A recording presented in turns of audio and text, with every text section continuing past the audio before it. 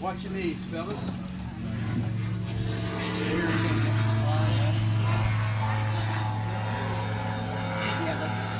Well, good morning and welcome. My name's Phil Seaman. I'm a member of the Experimental Aircraft Association, Chapter 165 here in North Little Rock. This is our hangar. Okay, we're glad to have y'all today here flying on a piece of history for commercial aviation. I'm going to give you a safety briefing. We'll talk about a couple other little things, and then we'll turn you over to your pilot. Real quick, seat belts. Everybody's going to have a seat belt on. It's crucial, just like in commercial flights in your car. You're going to have your seat belt. Everybody kind of knows these seat belts standard.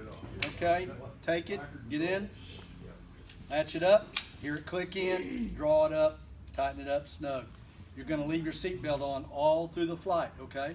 And because it's on, there's not going to be any moving around in the aircraft, okay? But who's got a window seat? Oh, you all got a window seat. That's right. Okay. So there's going to be great pictures to be had. Okay. In the event, and it would be very unlikely that they'd have to do an emergency water landing, because the only water we're going to be over is the Arkansas River and Wild River country, and that's not going to happen. The pilot will tell you under your seat, okay, in a little compartment is a water vest. Okay, just like on a commercial aircraft, you're only going to get that out if the pilot tells you to get that out and to don those, okay? Otherwise, we're going to leave, but I want you to know that they're there. There's no smoking on the aircraft, okay? It's a bad habit anyway, and no smoking out on the ramp, okay? So if you see somebody, please approach them or get one of us, and we'll do that, all righty?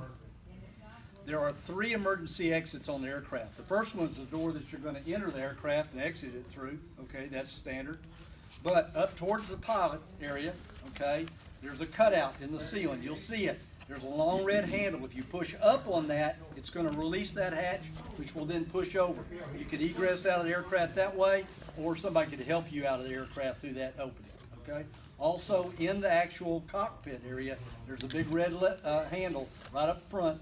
You pull on that, it'll release that glass canopy that's on top, and that'll go off, and you could go out there. Of course, the pilot's probably going to be going out of there, so you're not going to get that spot. When you enter the aircraft, just keep your head down. It's kind of low, and inside the aircraft, the spars come through on the little forward in the cabin, so you just don't want to bang your head on that. All right? And then take all the photos you want. Hopefully your batteries are all charged and everybody's all filmed up. It's going to be a great time, some good video. When you get back, we get the engine shut down. We get the door open. That's when you'll take your seat belts off, and then you'll have some time to shoot more pictures outside or inside the aircraft, okay?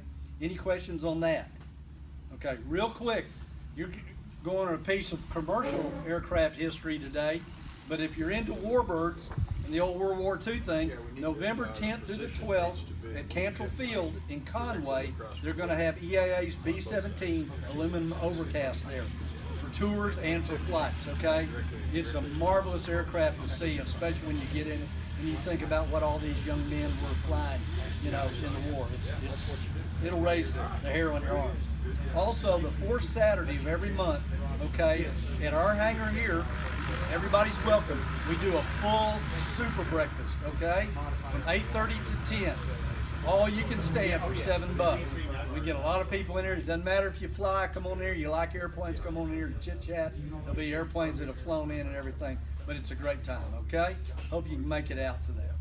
Now I'm going to turn you over to your pilot. This is Ed Rush. Hi folks, I'm Ed. I'll be your driver today, your bus driver. Our particular airplane has quite a history. It was manufactured in 1929 in Dearborn, Michigan. It was purchased by 2 aviation luminaries of the day. Mr. Harold Pitcairn from the Baltimore area was famous for Pitcairn aircraft. He was famous for Pitcairn Airways and also for the invention of the autogyro, which was a predecessor of the helicopter. Mr. Pitcairn had a partner, Captain Eddie Rickenbacker, our top World War I ace. The 2 gentlemen went together and started Eastern Air Transport. You see that on the side of the airplane.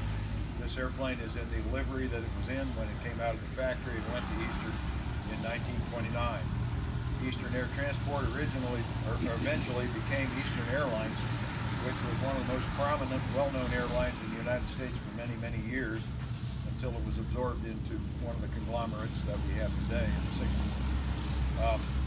The airport served with Eastern, or this airplane served with Eastern for a couple of years, and then it went to the Dominican Republic, where it became Air Force One for the President of the Dominican Republic for quite a few years. It flew around in that area.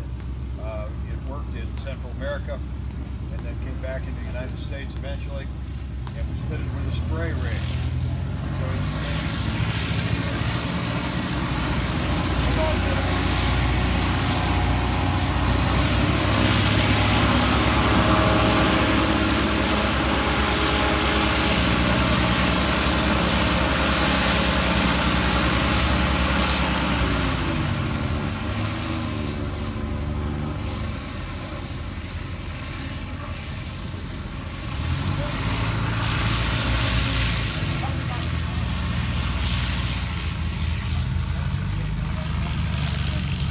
So that's two of our local fellas. Those airplanes are kit planes from Van's Aircraft. They're known as RVs. That's two different models. That's an RV4 and an RV7A.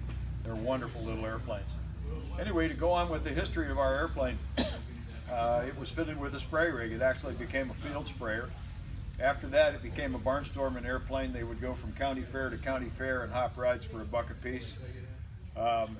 After that, the aircraft went to Missoula, Montana, and became a smoke jumping airplane for Johnson Flying Service, one of the most famous smoke jumping outfits in history. If you look at the door on our airplane, it has a square bottom. That's the only Ford you'll see with a square bottom door. This particular airplane was modified so that the smoke jumpers packs did not hook on the oval bottom door as they jumped out. Now, Johnson operated 2 or 3 Ford Trimotors. This is the only one that was modified as such. It's the only square bottom door Ford in existence. This airplane's been in 2 movies. It was in a movie called The Family Jewels in the 60s with comedian Jerry Lewis. And in the movie, you saw Jerry Lewis in the pilot seat as the pilot of the airplane. 9 years ago, Johnny Depp sat in the left rear seat of the airplane as John Dillinger in the movie Public Enemies. And you see our airplane in that movie around the country with the airplane on a regular basis almost all year long. We're only down for about 2 months around the holidays every year. So this airplane has quite some history. 2 years ago, I was privileged, I'm also a mechanic, I was privileged to lead the program where we disassembled this entire airplane. We had the wings off, we had engines on the floor, engine mounts, landing gear, tail off, everything that we could unbolt and take off, we took off the airplane. We did about 250 repairs to the airplane, which we found when we had it apart. But the good part was we didn't find anything scary after 30 years of operation. It was all little stuff. So the airplane's been recently gone all through. So they built 199 Fords total. They built about 80 or 90 of the 4AT model, which we have right here. And the rest of them were a 5AT, which were very slightly larger. Side by side, you probably wouldn't tell the difference unless you knew what to look for. The other airplane, the 5AT, has a higher gross weight. That's one of the major differences. There are about 20 airplanes left. Most of those are static in museums. There's a half a dozen out of that 20 that are flyable. We have the only 2 that operate all the time. That's this aircraft and one that we lease from the Liberty Aviation Museum in Ohio. And that aircraft right now is over in South Carolina flying. So, anyway, do you have any questions about Ford Trimotors or our airplane or EAA? Who built it? I'm sorry? Where did they build it? They built them in Dearborn, Michigan at the Stout Metal Airplane Company, division of Ford Motor Company. In 1923, Mr. Stout, Bill Stout, went to Henry Ford and he said, "Mr. Ford, if you'll finance my airplane company, I'll build you the safest airplanes in the world." And Henry and his son Edsel, probably the only thing they ever agreed on, they agreed that aviation had a future, so they financed Bill Stout's airplane. And they built these from 1926 through late 32. That was the last one that was built. This is 29. This is a 29, that's correct. What size engine though? It originally had Wright engines on it that made about 300 or 325 horsepower right in that area. It has Pratt Whitney engines on it now. There are still a lot of these engines around, that's why we use these. These are rated at 450 horsepower, although these are only making about 375. So we got a little more horsepower than original, but not a whole lot. Any other questions? Let's go fly.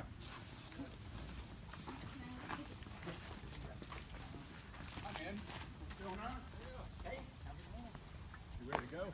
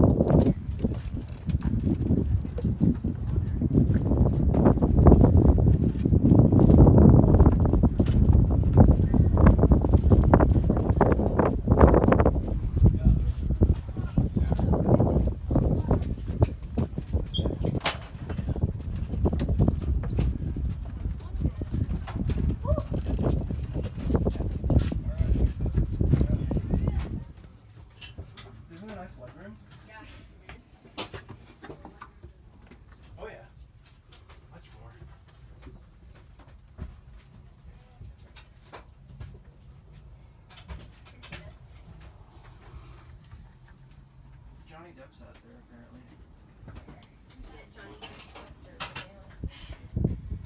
Well, and especially because that's where the laboratory used to be, so you really got wet rooms. That porthole back there. Thank you.